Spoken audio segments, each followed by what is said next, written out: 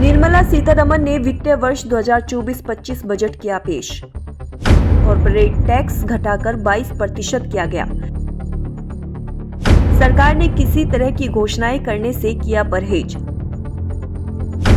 7 लाख तक income tax पर मिलेगी छूट। निर्मला सीतारमण ने वित्तीय वर्ष 2024-25 का बजट संसद में पेश किया। वित्त मंत्री निर्मला सीतारमण ने कहा कि हमने अंतरिम बजट की परंपरा को जारी रखा है। दरअसल अंतरिम बजट में किसी तरह की लोक लुभावन घोषणाएं नहीं की जाती है। यही वजह है कि सरकार ने किसी तरह की घोषणाएं करने से परहेज किया है। हालांकि कॉर्पोरेट टैक्स घटाकर 22% कर दिया गया है। निर्मला सीतारमण ने कहा कि मैं करदाताओं के सहयोग के लिए उनके सहयोग की सराहना करती हूं। उन्होंने कहा कि करदाताओं को बताना चाहूंगी कि उनके कर का इस्तेमाल देश के विकास और लोगों के हित के लिए विवेकपूर्वक किया जा रहा है। वित्त मंत्री ने कहा कि सरकार ने कई दरों में कटौती की है और इन्हें विवेकपूर्ण बनाया है। अब 7 लाख तक के करदाताओं की कोई देनदारी नहीं होगी। उन्होंने कहा कि पिछले 5 वर्षों में करदाता सेवाओं में सुधार करने पर हमारा विशेष जोर रहा है।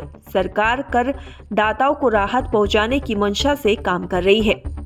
चलिए नजर डालते हैं कि इस बार बजट में किन किन चीजों पर जोर दिया गया है। पीएम आवास योजना के तहत 3 करोड़ घर बनाने का काम पूरा हो चुका है, तो वहीं 2 करोड़ घर अगले 5 साल में और बनाए जाएंगे। 4 करोड़ किसानों को पीएम फसल योजना का लाभ मिला है। इनकम टैक्स में कोई खास बदलाव नहीं हुआ। 1 करोड़ टैक्स पेयर्स को फायदा मिलेगा। कृषि जलवायु क्षेत्रों में विभिन्न फसलों पर नैनो डीएपी का प्रयोग किया जाएगा।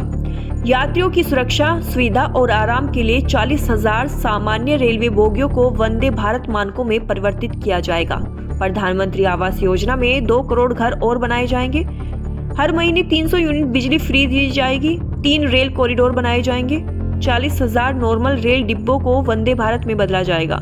महिलाओं की उद्यमशीलता 28% बढ़ेगी। देश में 1000 से ज्यादा नए एयरक्राफ्ट का ऑर्डर दिया गया है। सर्वाइकल कैंसर की रोकथाम के लिए 9 से 14 साल के बच्चों का टीकाकरण किया जाएगा।